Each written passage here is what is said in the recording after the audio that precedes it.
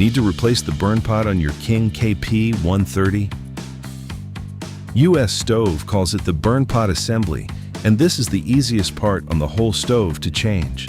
It is not bolted to anything. You open the door and lift it out. So we will do the swap, and then we will do the two things that actually matter: clearing the air holes and the gasket behind the housing that most people never look at. About 20 minutes with a 3/8 socket and a shop vacuum. Let's get into it. Step 1. First, shut the stove down and let it finish its cool down cycle, then unplug it. Wait for every surface to be cold, then we can work. Step 2. Open the front door. The latch is on the left and it swings to the right. The burn pot is the square metal box sitting in the bottom of the firebox. It is not fastened to anything, and nothing has to come off it first. The igniter sits behind it and stays exactly where it is. Take hold of the pot and lift it straight up and out. That is the entire removal. Step 3. Before the new one goes in, look at the old one, because it will tell you what happened. The floor of this pot is drilled with air holes, and every one of them has to stay open. That is where the combustion air comes through. When they pack with ash and clinker, the fire starves. You get a lazy orange flame, or no light at all in 12 minutes, and the stove shuts down. People blame the igniter for that. Very often, it is this. Step 4. With the pot out, you can see the housing it sits in, and this is worth doing while you are here.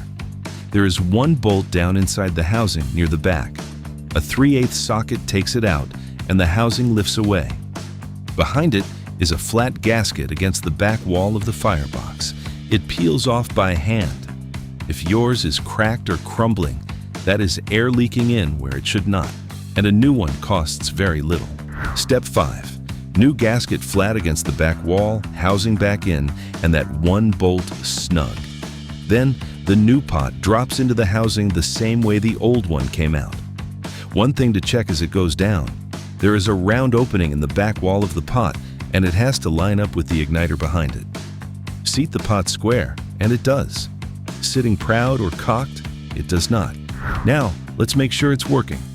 First, door closed, plug in, press the on button. The exhaust fan runs, and the igniter starts working. Second, you should have flame within 12 minutes. That is the window the manual gives before it calls a failed light. Third, look at the flame itself. Bright and lively is a pot breathing properly. Lazy and orange means the air is still restricted, so go back to those holes. Pass all of these, and this repair is finished. One last thing before we wrap. What if it still will not light? Work it in this order.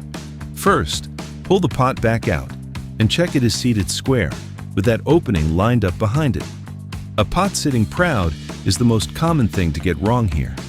Second, check the holes again, including the ones you cannot see from above.